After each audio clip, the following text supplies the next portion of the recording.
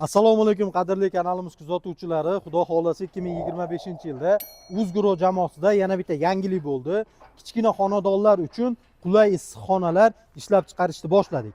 Agar sizga bunday issiqxonalar kerak bo'ladigan bo'lsa, bemalol bizga Uzgro jamoasiga murojaat qilishingiz mumkin bo'ladi. Hozir sizlarga qisqagina shu issiqxonalarimiz haqida ma'lumotlar berib o'tib ketaman. Eng katta issiqxonalarimizdan biri eni 3,60 m, uzunligi 4 metrdan boshlanadi. Sizlarda talabinglarga qarab 100 metrgacha tayyorlab berishimiz mumkin bo'ladi. Eng baland qismi 2,80 m qilingan.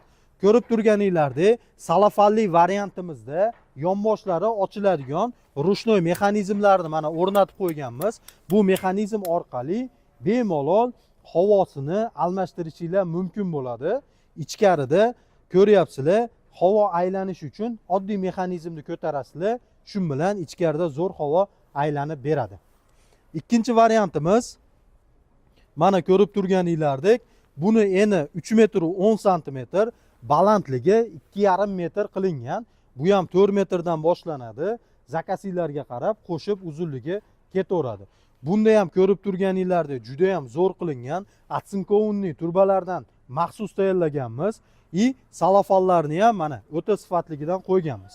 Yana bitta yangiligimiz bor. Ko'pchilik aytishi mumkin, shaxsan o'zimni xonadonimda ham xuddi shunaqa issiqxona qilganman. Doim o'zimiz uchun, oila iste'mol qilish uchun ichkarida zelin yetishtiramiz va doim svejiy mahsulotni iste'mol qilamiz.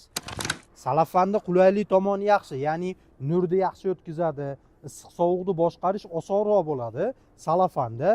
Yorug'lik bo'yicha zo'r salafan. Bizda bo'lsa yana bitta variant polikarbonatli qilyapmiz.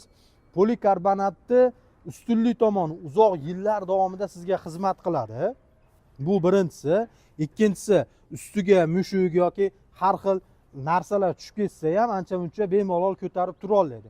Lekin yomon tomoni quyosh nurini o'tkazish biroz qiyinroq. Ya'ni yorug'lik ichkarida salafanchalik zo'r bo'lmaydi. Buni ham tan olish kerak. Yana bitta yaxshi ustunlik tomonidan biri, buni misol uchun salafanni almashtiradigan bo'lsangiz 2 yil 3 yilda bu sizga 10 yillab turishi mumkin.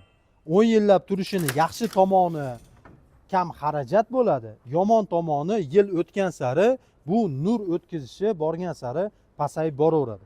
Bilasizlar, o'simliklar uchun quyosh nuri juda ham muhim hisoblanadi. Ko'rib turganinglarda buni razmeri 2,60 m, balandligi 2,10 m, uzunligi yana qo'shilib ketaveradi. Keyingi variant ko'rsataman. Bu variantimiz ixchamroq xohlaganlar uchun ham variant bor.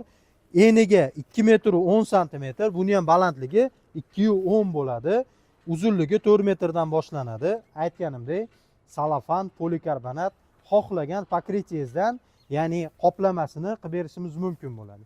Eng kichkinasi, ya'ni juda ko'pchilikka ham ma'qul bo'ladigan varianti eni 1,80, balandligi 2,10 m va uzunligi 4 metrdan boshlanadigan variantimiz. Xohlagan narsa uchun foydalansanglar bo'ladi.